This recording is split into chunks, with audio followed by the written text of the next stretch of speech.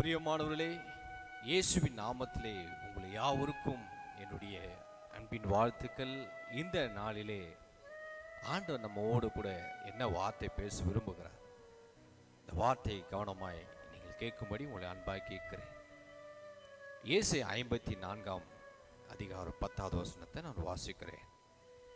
மலைகள் விலகினாலும் பர்வதங்கள் நிலை பெயர்ந்தாலும் என் கிருபை உன்னை விட்டு விலகாமலும் என் சமாதானத்தின் உடன்படிக்கை நிலை பெயராமலும் இருக்கும் என்று உன்மேல் மனதுருகிற கர்த்தர் சொல்லுகிறார்.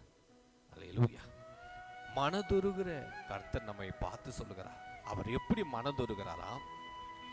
ஒவ்வொரு தேவ பிள்ளைகளையும் பார்த்து, அவருடைய கஷ்டத்தையும் கண்ணீர்களையும் பிரச்சனைகளையும் பார்த்து அவர் மனதுருகிற ஒரு தெய்வம்.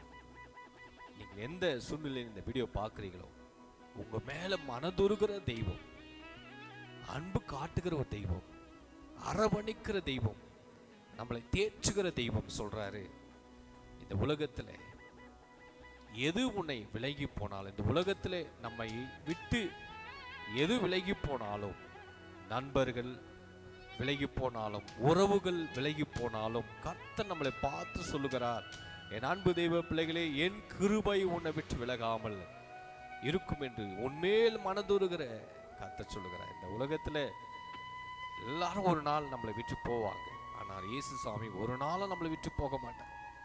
நீங்க என்ன சூழ்நிலை இருந்தாலும் சரி, என்ன பிரச்சனை இருந்தாலும் சரி, சோர்ந்து போகாதீங்க. இந்த உலகம் நம்மளை ஒதுக்கி வைத்தாலும், நம்மளை நேசிக்கிறவங்க ஒதுங்கி போனாலும், நண்பர்கள் எல்லாரும் கைவிட்டாலும், ஆனால் இயேசு என்ற ஒரு பெயர் இருக்கு. அந்த இயேசு என்ற நாமத்தை நீங்க கூப்பிடும் பொழுது அவர் உங்களுக்கு விலகாமல் பாதுகாத்துக் கொள்வார், உங்களோட கூட இருந்து நடத்துவார். கர்த்தர் நாளிலே இந்த வார்த்தை மூலமா தேவன் உங்களை ஆசீர்வதிப்பார். God bless you.